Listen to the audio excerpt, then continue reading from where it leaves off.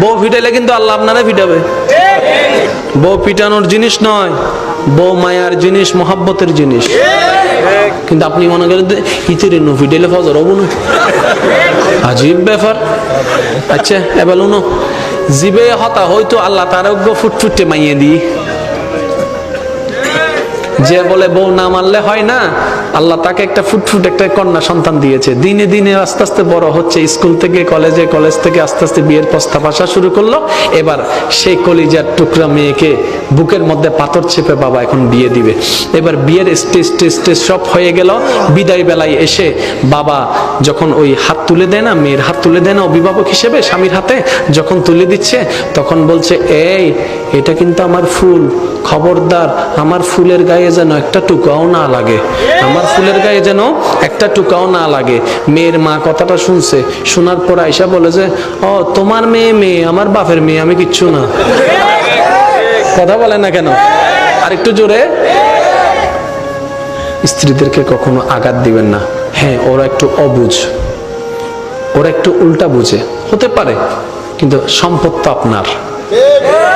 এটার যত্ন যদি নিতে না জানেন, আপনার সংসারটা ভেঙে যাচ্ছে। আচ্ছা আপনার না হয় কোনো লাইফ নাই, আপনার স্ত্রীর কোনো লাইফ নাই, সন্তানদের তো লাইফ আছে। তা আপনারা দুইজন যখন ঝগড়া করে ডিভোর্স হয়ে যায়, আলাদা হয়ে যাবেন, আপনারা ভালো থাকবেন, এই সন্তান কার কাছে যাবে? মার কাছে থাকলে বাবা পাবে না, বাবার কাছে গেলে মা পাবে না, তো লাভ কি হচ্ছে?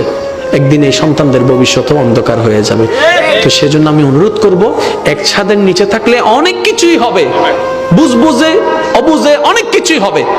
এত কিছু থাকার দরকার নেই, শুধু একটা হাদিস মনে রাখবেন, স্বামী স্ত্রী যখন এক জায়গায় হয় কথা বলে, তখন তৃতীয় পক্ষ শয়তান এসে ওখানে ফু মারে, আগুন একটু বাতাস দেয়। স্বামী স্ত্রী যারা আছেন এই হাদিসটা যদি মনে রাখেন, সংসারে ঝগড়া কমে যাবে। সেটা কি? শয়তান সবচেয়ে বেশি খুশি হয় কখন জানেন? যখন স্বামী স্ত্রীর ভিতর ঝগড়া লাগাই দিতে পারে, শয়তান বেশি খুশি হয়। তাহলে আপনি যখন হাদিস এটা আজকে থেকে জানছেন, যখন দেখবেন স্বামী বেশি রেগে গেছে, আপনি চুপ করে থাকবেন, রাগ আসলেও রাগ দেখাবেন না, তখন বলবেন যে শয়তানের রাগ তুলছে কিন্তু আমি দেখাবো না। স্বামীও এই কথা মনে রাখবেন, যখন বেশি রাগ আসবে, বউকে বকা দেওয়ার ইচ্ছা করবে, আপনি দিবেন না, কারণ রাগটা আপনার নয়, শয়তানে আনাচ্ছে। তো শয়তানের জিনিস আপনি নিবেন কেন? 2 মিনিট চুপ থাকেন, দেখবেন রাখেন নিতেই চলে যাবে, সংসার শান্তির হয়ে যাবে। আর একটু জোরে বলেন না সুবহানাল্লাহ। এবার আপনারা বাস্তব প্রমাণ দেখলে বুঝবেন। আদালত ডিভোর্স আছে না, হম না বেশি? শুধু বেশি না, বহুত বেশি, ঠিক না? আমরা যেদিন কেস আছে, সে উজুর কলর হওয়ান কেস আছে, দেখো সবাই নাই নহর ডাক্তারর, উকিলর, উবের, কোটিপতির তো আরো বেশি আছে।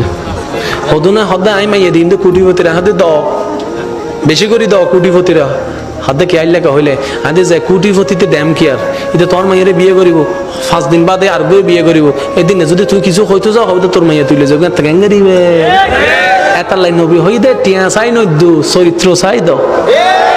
আর তুই নু বুঝি আর বুঝি দি হন্ডাতন বেশি বেশি আইব,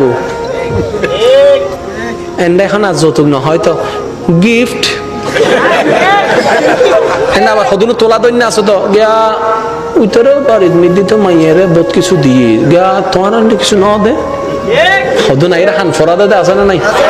হান ফোয়ার মাই চিন্তা করার দে মাইনছা এর তারা সিঁড়ি ফেলে নলইলে কিছু লম ফরিব, এই কিছু লম করতে যাই মাইয়ের বাবু শেষ।